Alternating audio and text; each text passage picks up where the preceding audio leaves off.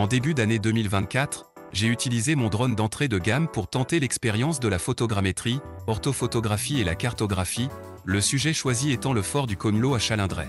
Le résultat pour la photo était acceptable alors que la modélisation 3D, elle, était catastrophique.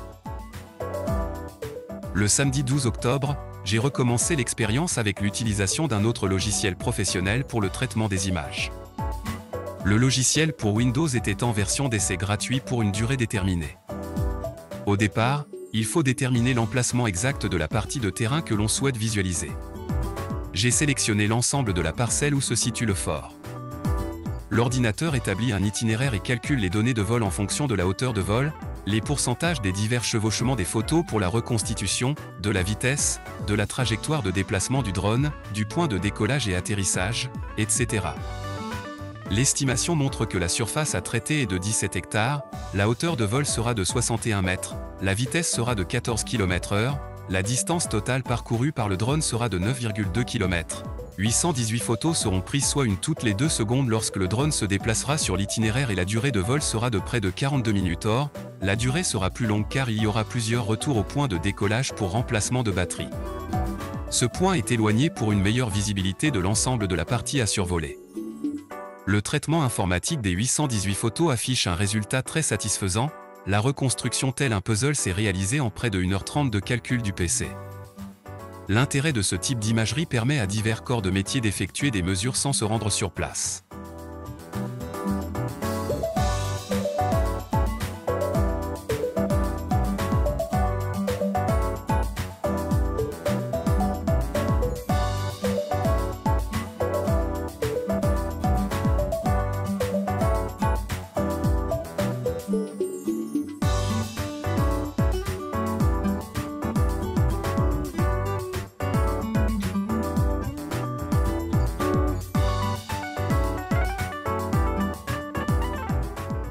Ici, la photo générée a un poids de plus de 220 mégaoctets, impossible de la partager ainsi, je l'ai redimensionnée pour permettre la publication et son partage.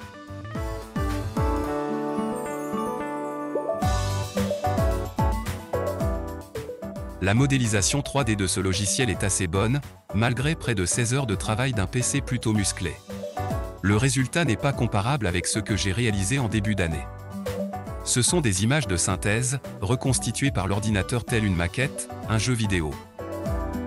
Je ne peux pas partager le fichier 3D ainsi pour une utilisation sur un lecteur 3D, ce fichier fait plus de 5 gigaoctets. C'est une immense maquette de 17 hectares. Je vous offre capture réalisée en vidéo.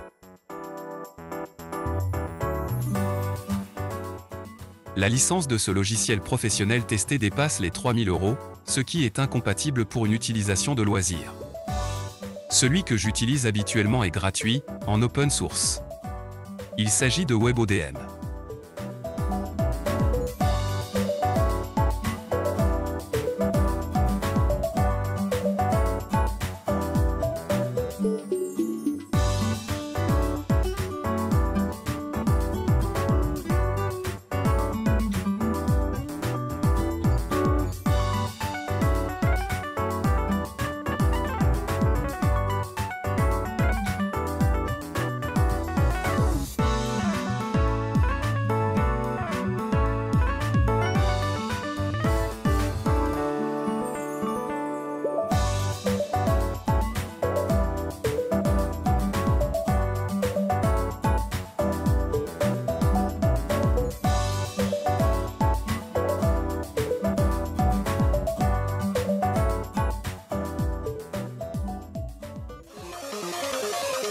Yeah.